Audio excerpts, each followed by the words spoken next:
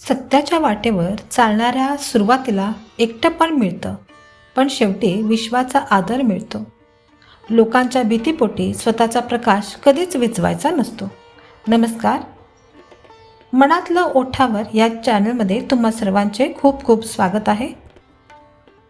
आजच्या जगात वावरताना मनात आलेली ही खंत अगदी स्वाभाविक आहे, मनाला चटका लावून जाणारे आहे. आपण लहानपणापासून ज्या मूल्यावर मोठे झालो, जे संस्कार आपल्याला मिळाले, त्यात नेहमी सांगितले गेले की नेहमी खरे बोलावे, प्रामाणिक राहावे. पण जेव्हा माणूस प्रत्यक्षात हे जग अनुभवायला बाहेर पडतो, तेव्हा त्याला मिळणारे अनुभव पूर्णपणे उलटे असतात. अनेकदा असं वाटतं, इथे लबाडी करणाऱ्यांची चांदी होते का? खोटं बोलून स्वतःचा स्वार्थ साधणारी लोक समाजात मिरवत आहेत, आणि जो माणूस मनापासून स्वच्छ आणि प्रामाणिक आहे, त्याला मात्र पावलोपावली अपमान, संघर्ष, मानहानी सहन करावी लागत आहे. सत्यानं जगायचं म्हटलं तरी लोक जगू देत नाहीत.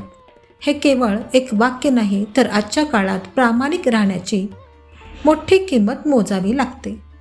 त्या वेदनेचा तो हुंकार आहे.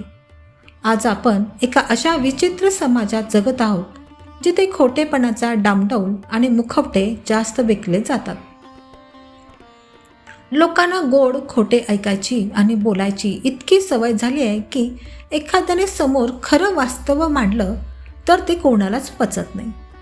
सत्य हे नेहमीच कडू असतं, आणि ते पचवण्यासाठी लागणारी मनाची मोठी तयारी आजकालच्या लोकांकडे अजिबात नाही.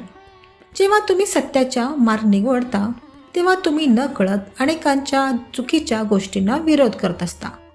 तुम्ही कोणाची चमचेगिरी करत नाही, कोणाच्या चुकीला होला हो म्हणत नाही. तुमचा हाच बाणेदारपणा, हाच सरळ स्वभाव अनेकांच्या डोळ्यात खुपायला लागतो. मग लोक एकत्र येतात, आणि जो माणूस सरळ मार्गाने चालतोय त्याला कसं वाकवायचं, त्याचा कसा गेम करायचा याचे प्रयत्न सुरू होतात. तुमच्या प्रामाणिकपणाला तुमची कमजोरी समजलं जातं, आणि तुम्हाला व्यवहार ज्ञान नसलेला मूर्ख ठरवून बाजूला सारण्याचा प्रयत्न केला जातो. अशावेळी मनाला खूप वेदना होतात. प्रश्न पडतो की आपण कोणासाठी चांगलं वागतोय, आपण का म्हणून या सगळ्या त्रासाला समोर जातोय. जर जग असंच चाललंय तर आपणही गंगेत घोडे धुवून घ्यावेत का?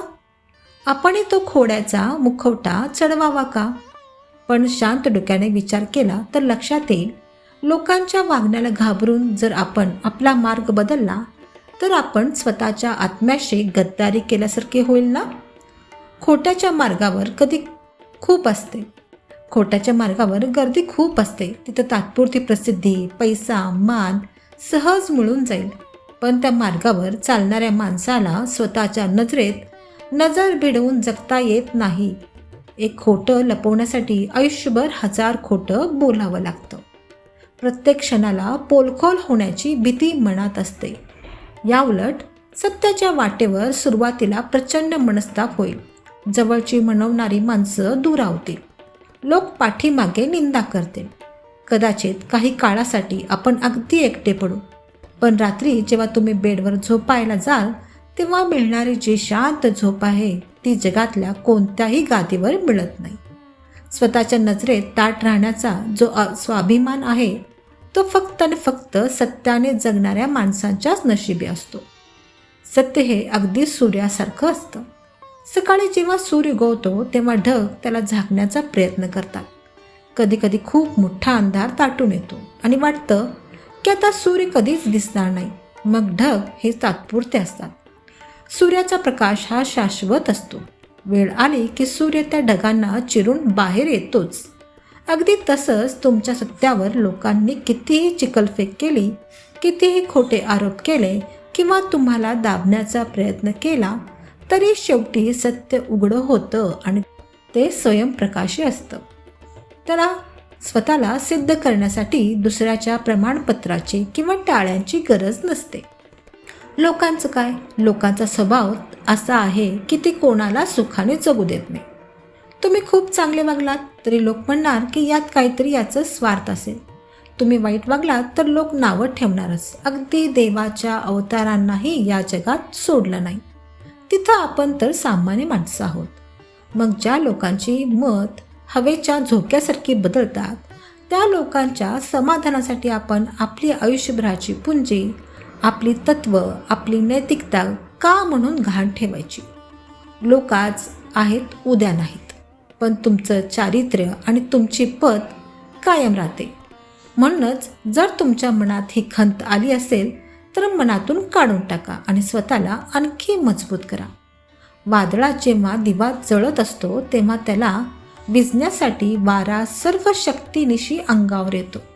पण जर तो दिवा त्या वादळाला तोंड देऊन टिकून राहिला तर वादळ शांत झाल्यावर अख्ख्या अंधाराला घरात प्रकाश देण्याचं काम तोच दिवा करतो. हे जग तुम्हाला सुखाने जगू देणार नाही. तुमच्या वाटेत काटे पेरले जातील, पण त्या काट्यावरून चालताना तो संघर्ष तुम्ही कराल, तोच तुम्हाला आतून सुवर्णासारखं चमकावेल. लोकांच्या बोलण्याकडे पूर्णपणे दुर्लक्ष करा. स्वतःच्या प्रामाणिकपणावर, देवाच्या न्यायावर अढळ विश्वास ठेवा. ताठकनाने, अभिमानाने आणि निधड्या छातीने सत्याच्याच वाटेवर चालत राहा. जग आज नाकारत असेल, पण उद्या हेच जग तुमच्या पायाशी नतमस्तक झाल्याशिवाय राहणार नाही. कारण सरते शेवटी विजय हा फक्त आणि फक्त सत्याचाच.